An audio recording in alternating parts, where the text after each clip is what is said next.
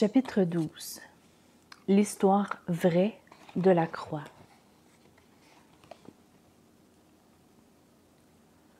J'ai pu accepter Jésus en tant que martyr, incarnation du sacrifice et enseignant divin. Sa mort sur la croix a été pour le monde un remarquable exemple. Mais il y avait là une puissance mystérieuse ou miraculeuse que mon cœur ne pouvait accepter. Gandhi, autobiographie ou mes expériences de vérité. J'apercevais la croix, et soudain mon cœur s'arrêtait de battre. D'une manière instinctive, intuitive, je comprenais qu'était en jeu quelque chose de plus important, de plus tumultueux, de plus passionné que nos bonnes causes, aussi nobles fût-elle. J'aurais dû la porter. Cela aurait été mon uniforme, ma langue, ma vie. Je n'aurai pas d'excuse. Je ne peux pas dire que je ne savais pas. Je savais depuis le début et je me suis détournée. Malcolm Muggeridge, Jesus Rediscovered.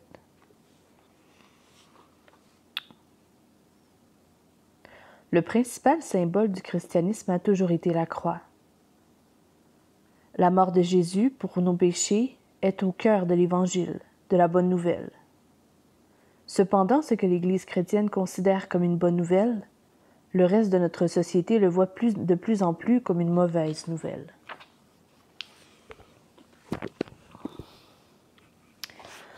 Selon les chrétiens, Jésus est mort pour que Dieu nous accorde le pardon de nos péchés. Pour beaucoup, cela semble absurde, voire sordide. La question « Pourquoi Jésus devait-il mourir ?» m'a été posée par des New-Yorkais bien plus souvent que Dieu existe-t-il. Les gens me demandent pourquoi Dieu ne pouvait-il pas nous pardonner, tout simplement. Le Dieu des chrétiens a l'air de ressembler aux divinités vengeresses des temps anciens qui avaient besoin de sacrifices humains pour être apaisés. Pourquoi Dieu ne peut-il pas accepter tout le monde ou au moins ceux qui regrettent d'avoir mal agi? Si la doctrine chrétienne de la croix trouble certains, elle en effraie d'autres. Certains théologiens protestants libéraux la rejettent en bloc, au motif qu'elle apparaît comme une maltraitance divine à l'enfant. Alors pourquoi n'oublions-nous pas tout simplement la croix? Pourquoi ne nous concentrons-nous pas sur la vie de l'enseignement de Jésus plutôt que sa mort? Pourquoi fallait-il que Jésus meure? La première raison.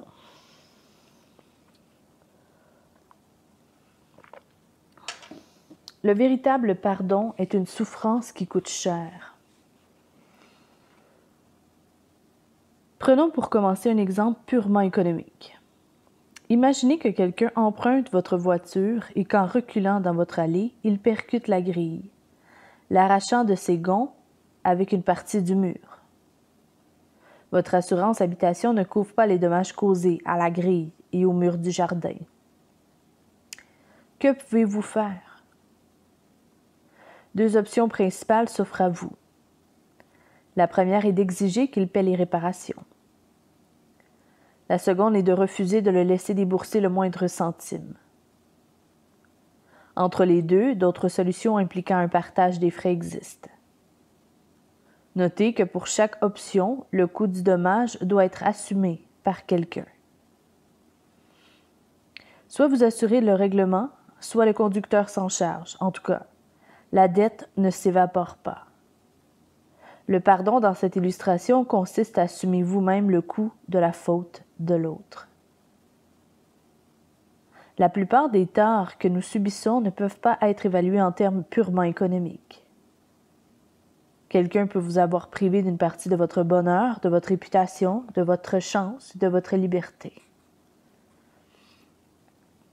On ne peut pas réellement donner un prix à de tels préjudices. Cependant, même lorsque l'autre partie dit « je suis vraiment désolé », cela ne suffit pas à faire disparaître l'impression que la justice a été enfreinte. Quand nous sommes sérieusement blessés, nous ne pouvons nous défaire d'un sentiment que l'auteur du méfait a contracté une dette qui doit être payée. Dès lors que vous avez subi un tort et que vous prenez conscience d'une dette qui ne peut être simplement ignorée, il n'y a que deux choses à faire. La première option est de chercher les moyens de faire souffrir l'auteur du méfait. Vous pouvez cesser d'entretenir des relations avec lui, puis soit déclencher, version active, soit lui souhaiter, version passive, une forme de souffrance proportionnelle à celle que vous avez éprouvée. Il existe plusieurs moyens de parvenir à ce résultat. Vous pouvez lui adresser méchamment des remarques blessantes ou ternir sa réputation autour de vous. Si le responsable de la mauvaise action en pâtit, vous commencez à ressentir une certaine satisfaction et vous vous dites qu'à présent, il paie sa dette. Cette solution présente cependant de sérieux problèmes. Vous risquez de devenir plus dur, plus froid, plus enclin à vous apitoyer sur vous-même et par conséquent plus égocentrique. Si l'auteur du méfait est une personne riche ou puissante, vous détesterez ses semblables et vous vous opposerez à eux jusqu'à la fin de vos jours.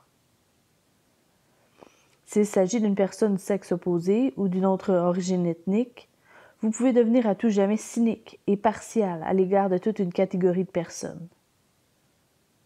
De plus, une telle attitude risque de donner au responsable, à ses amis et à sa famille, l'impression qu'ils sont en droit de réagir.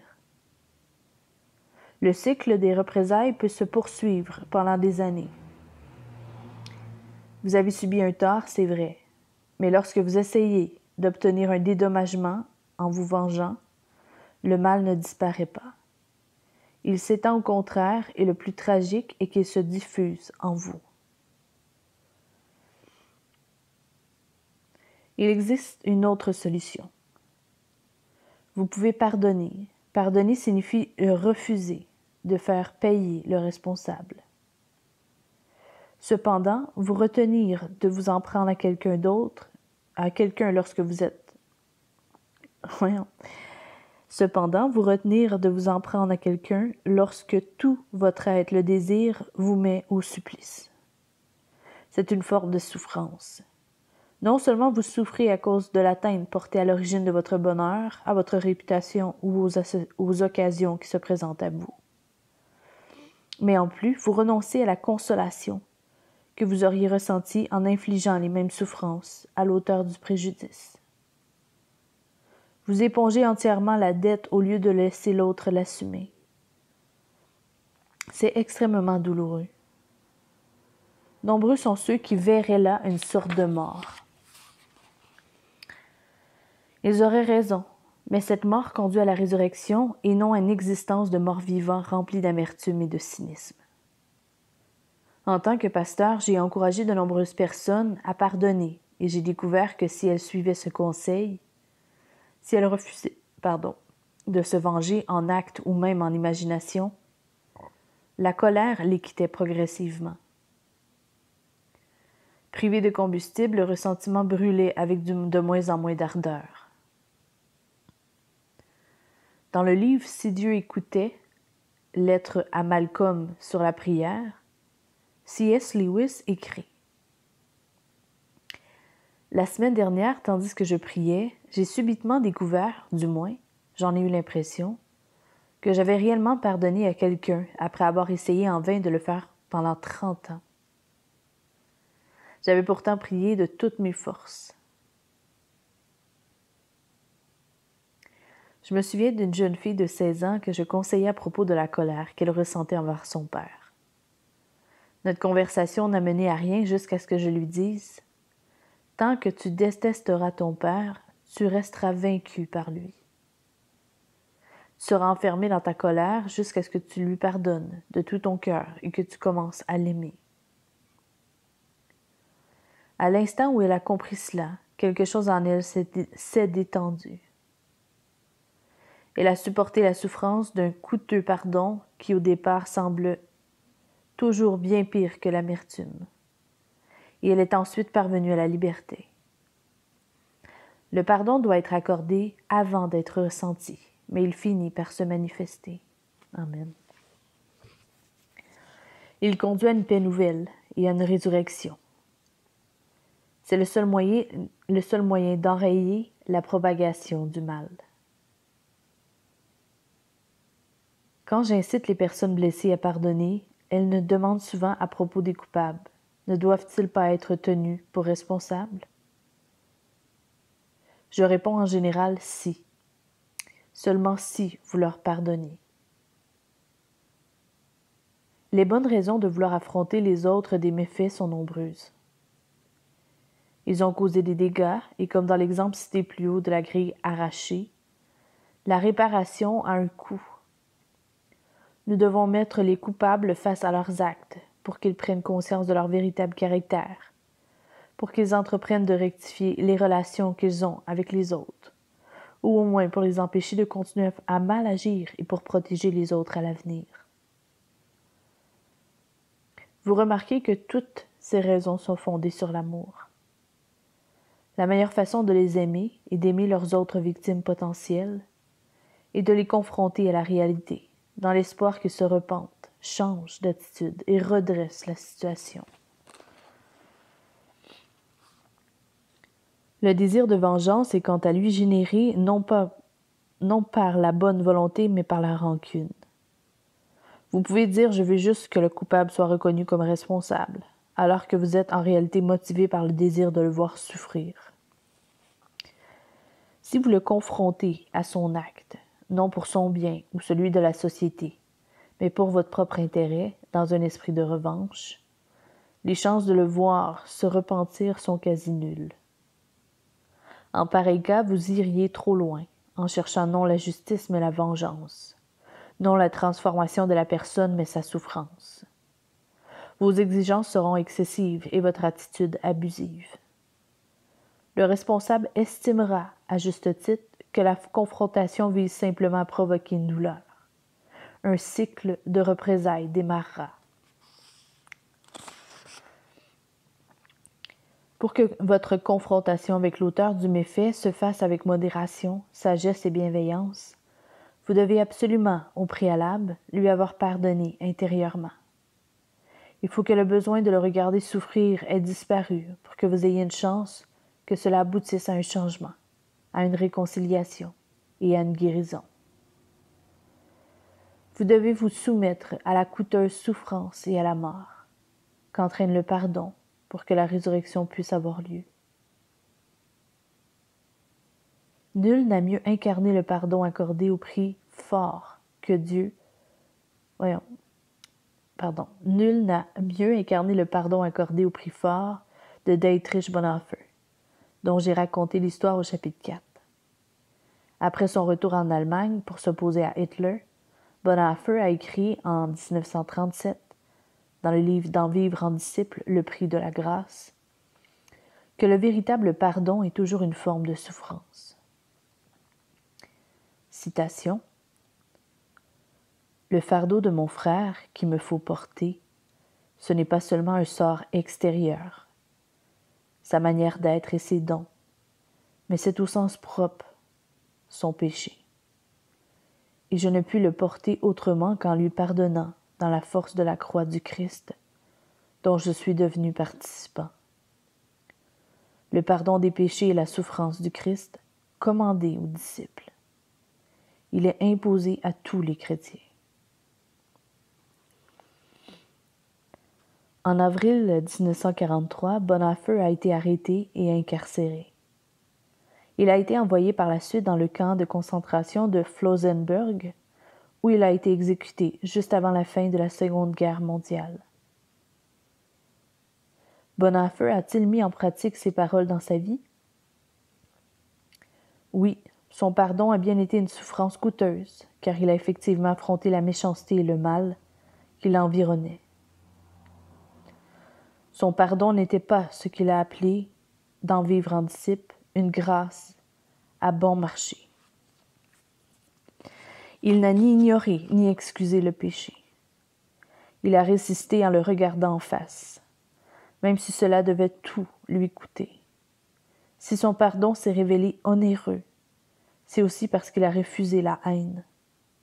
Il a suivi le processus atroce, douloureux qui conduit à aimer ses ennemis, ce qui lui a permis de toujours faire preuve de mesure et de courage pour résister aux mauvaises actions, sans jamais être malveillant ou cruel. Cela apparaît de manière saisissante dans les lettres qu'il a écrites de sa prison. L'absence d'amertume y est remarquable. Citation. « Je t'en prie, ne te fais jamais de soucis pour moi, mais n'oublie pas l'intercession. Ce que tu ne fais certainement pas. Je suis si assuré d'être dans la main de Dieu et sous sa conduite que j'espère rester dans cette certitude. Tu ne dois jamais douter que je poursuis, dans la reconnaissance et la joie, le chemin dans lequel je suis conduit. Ma vie passée est comblée de la bonté de Dieu et l'amour rédempteur du crucifié couvre toute faute. » Nous voyons ici que la vie de Bonhoeffer est tout simplement conforme à ce que Jésus a fait pour lui. Jésus s'est chargé de ses péchés et en a payé le prix. Et en payant le prix, Bonhoeffer est maintenant libre de faire la même chose pour d'autres. Il se sert du pardon divin pour comprendre le pardon humain. Quant à nous, à présent, utilisons son merveilleux exemple de pardon humain pour comprendre le pardon divin.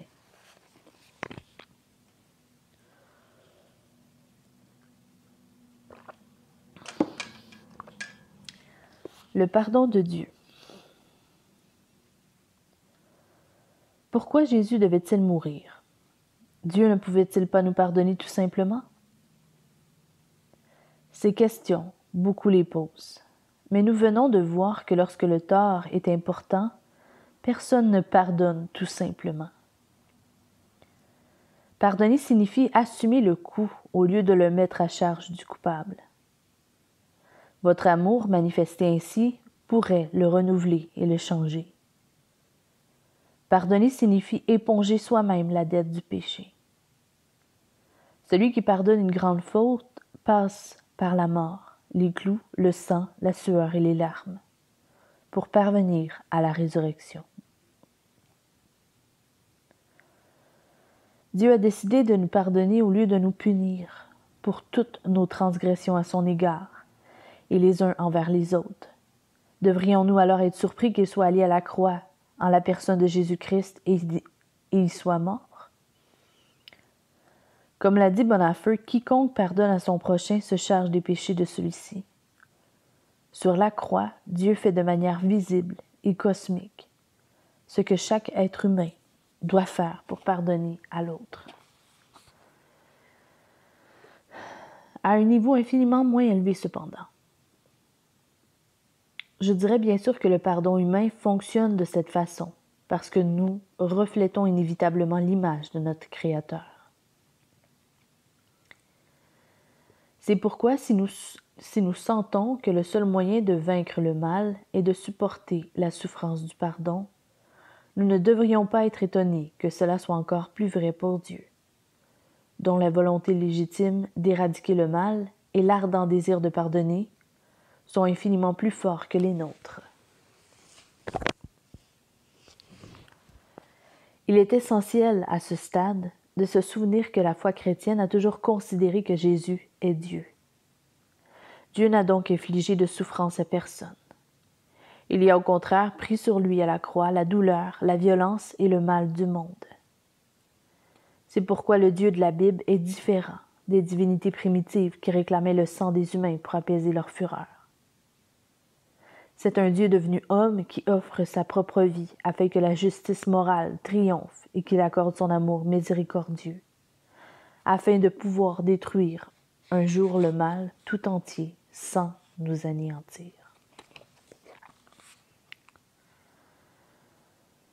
La croix n'est pas qu'un bel exemple d'amour sacrificiel.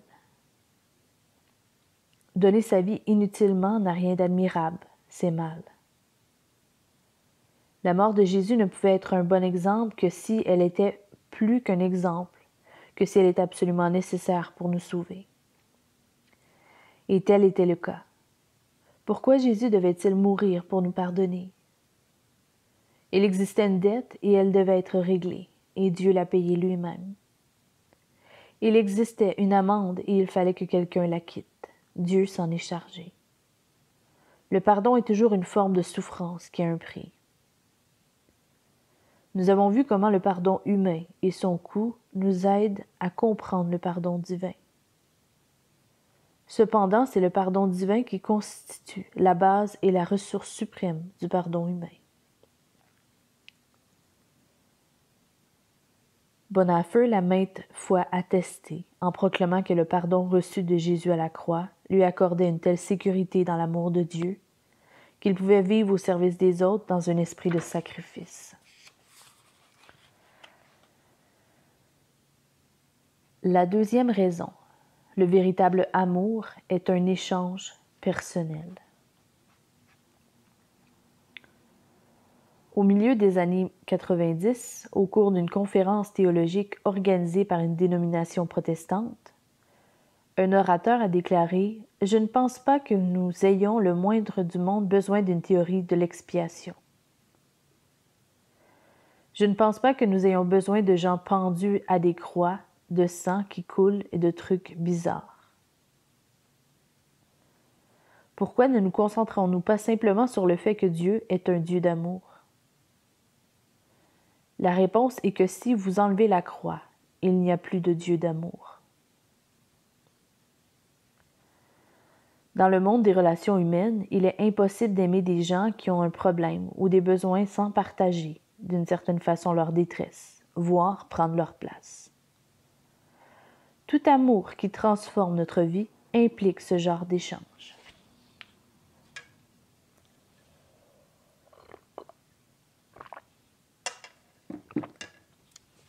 Aimer une personne heureuse est capable de se saisir. Aimer une personne heureuse est capable de se ressaisir, exige peu de vous. Qu'en est-il en revanche des victimes de blessures émotionnelles? Il est impossible d'écouter et d'aimer ce genre de personnes en restant soi-même indemne. Si elles se sentent plus fortes et plus assurées à mesure que vous leur parlez, c'est parce que vous puisez dans vos propres réserves émotionnelles. C'est elles ou vous. Pour qu'elles se redressent, vous devez accepter d'être épuisé sur le plan affectif. Prenons un autre exemple. Imaginez que vous entriez en contact avec un homme qui est innocent, mais qui est poursuivi par les services secrets, le gouvernement ou tout autre groupe puissant. Il veut que vous l'aidiez. Si vous ne volez pas à son secours, il mourra probablement, et si vous vous ralliez à lui, votre vie jusqu'à là, parfaitement protégée, sera en grand danger.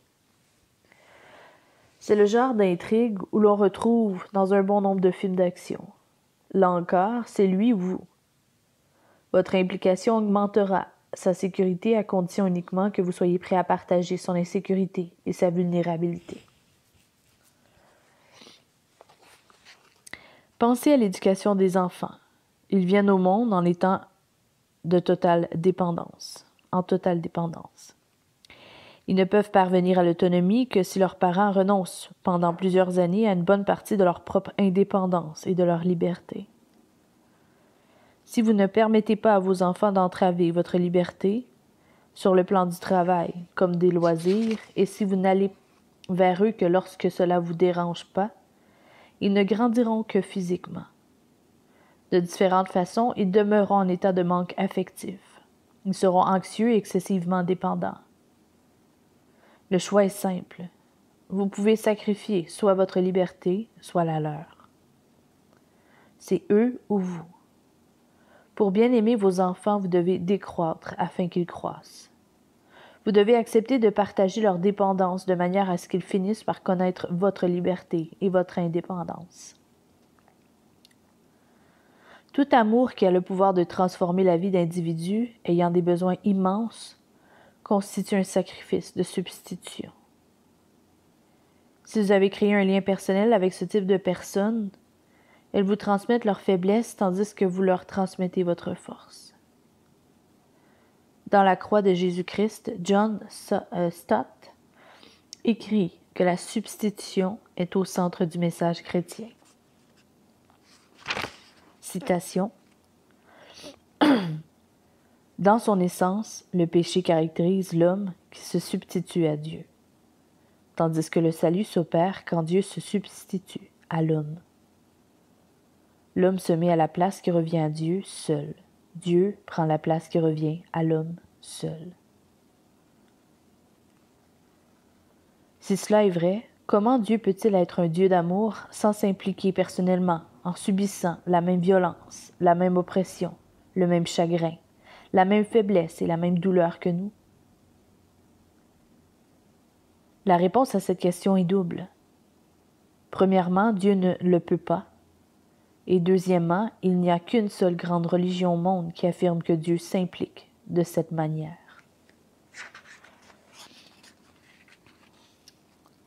La grande substitution. Johann Terrell a écrit que sa mère a été assassinée par son beau-père.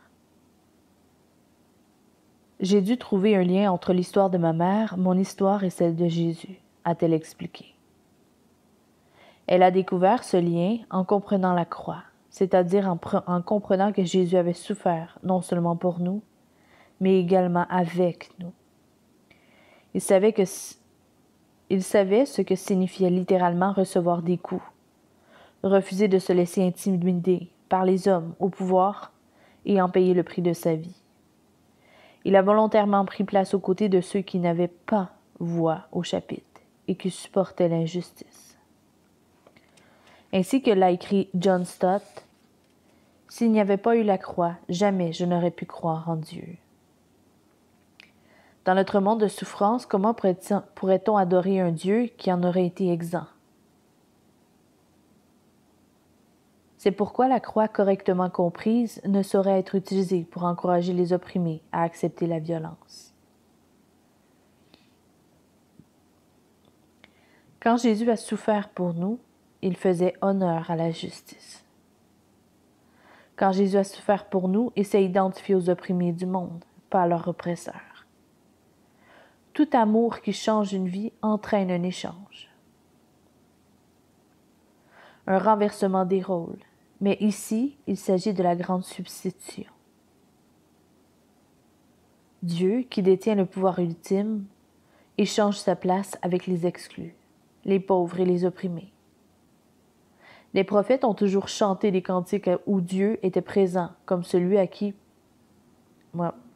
qui a précipité les puissants de leur trône et élevé les humbles, en Luc 1, 52.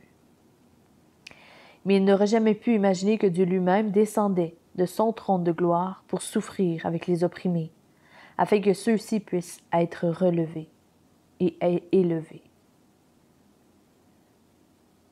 Par cette conception de la croix, la glorification du pouvoir, de la force et du prestige se trouve mise en lumière et vaincue. Sur la croix, le Christ gagne en perdant, triomphe au travers de la défaite, parvient au pouvoir en passant par la faiblesse et par le service, obtient la richesse en donnant tout ce qu'il a. Jésus-Christ inverse les valeurs du monde, comme le dit N.T. Wright. Le véritable ennemi, après tout, n'était pas Rome, mais les puissances du mal qui se tenaient derrière l'arrogance et la violence humaine. Sur la croix, le royaume de Dieu a vaincu les royaumes de ce monde en refusant de se laisser entraîner dans l'engrenage de la violence. Sur la croix, Jésus a aimé ses ennemis, tendu l'autre joue, parcouru le 2e kilomètre.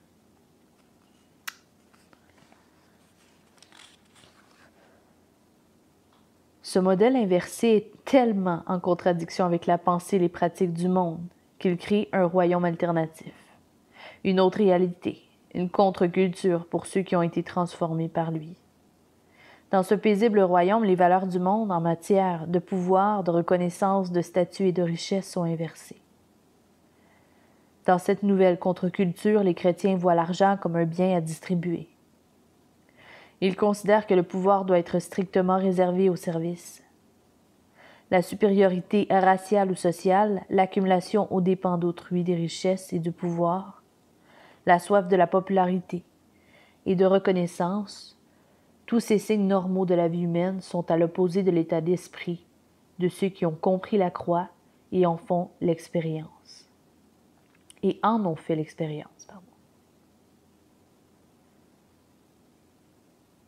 Le Christ crée un ordre entièrement nouveau. Ceux dont la vie a été remodelée par l'inversion des valeurs opérées à la croix n'ont plus besoin de trouver leur raison d'être dans l'argent, une position sociale, une carrière, l'orgueil d'appartenir à une ethnie ou une classe. La croix crée ainsi une contre-culture dans laquelle le sexe, l'argent et le pouvoir cessent de nous dominer, mais sont utilisés pour donner la vie, construire une communauté et non pour amener la destruction. Pour comprendre pourquoi Jésus devait mourir, il est important de se souvenir à la fois du résultat obtenu à la croix, le coûteux pardon des péchés et du modèle institué à la croix. L'inversion des valeurs du monde, voilà. Sur la croix, ni la justice ni la miséricorde ne sont perdantes. L'une et l'autre sont satisfaites en même temps. La mort de Jésus était nécessaire si Dieu voulait prendre la justice au sérieux et continuer de nous aimer.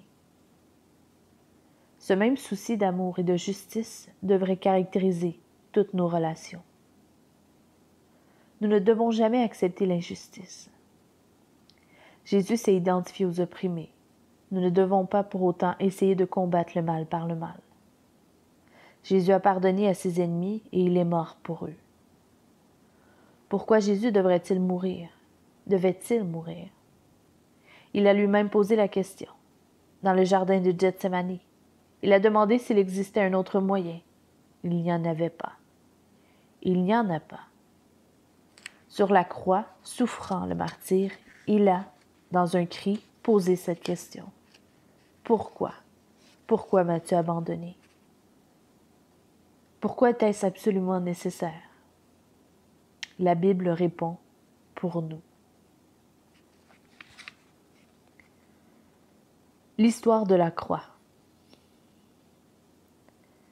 J'ai tenté d'expliquer ce que Jésus a fait pour nous lorsqu'il est mort. Pour ce faire, j'ai distillé quelques principes. Néanmoins, je ne suis pas en mesure d'exposer parfaitement la doctrine de la croix. J'ai entendu dire qu'un jour, quelqu'un avait demandé à la grande romancière Flannery O'Connor d'expliquer en un mot le sens de l'une de ses nouvelles. Elle avait répondu aigrement que si elle avait pu le résumer en un mot, elle n'aurait pas eu besoin d'écrire l'histoire. J'ai essayé de parler en un mot de la croix de Jésus car je pense que c'est un exercice important. Quoi qu'il en soit, l'aperçu que je donne dans ce chapitre ne peut pas transmettre toute la puissance bouleversante que renferme le récit complet. Les histoires qui nous émuent le plus sont presque toujours celles où quelqu'un affronte la mort ou subit une perte irrémédiable afin qu'une autre personne ait la vie. La plupart des films les plus populaires s'articulent autour de ce thème central. L'un de mes préférés s'intitule « Les anges aux figures sales ».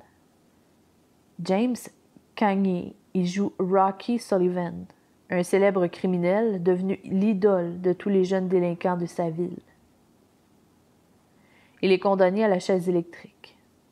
Le soir précédant son exécution, il reçoit la visite de son ami d'enfance, Jerry, interprété par Pat O'Brien. Celui-ci est devenu prêtre et tente d'aider les gosses des quartiers déshérités à échapper à une vie de crime. Jérémie formule une requête choquante en expliquant que c'est le seul moyen de détourner de leur voile de destruction les gamins qu'il suit. Je veux que tu les déçoives. Tu sais que tu as été un héros pour ces gamins et pour ces centaines d'autres tout au long de ta vie. Et maintenant, tu vas être un héros glorifié dans la mort et je veux empêcher cela, Rocky. Ils doivent mépriser ton souvenir. Ils doivent avoir honte de toi. Rocky n'en revient pas. Il répond, « Tu me demandes de jouer la comédie, de me transformer en lâche pour que ces gosses pensent du mal de moi? Tu me demandes de me débarrasser de la seule chose qui me reste? Tu me demandes de ramper sur le ventre, de terminer ma vie de cette façon-là? Pas question. Tu m'en demandes trop. Tu veux aider ces gamins, alors trouve une autre solution. »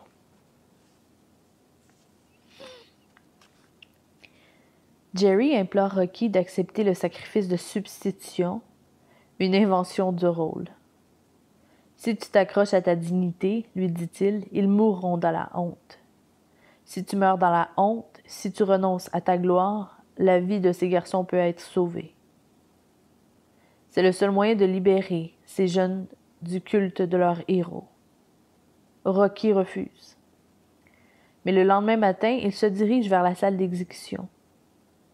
Tout à coup, hystérique, il se met à supplier lâchement qu'on le gracie.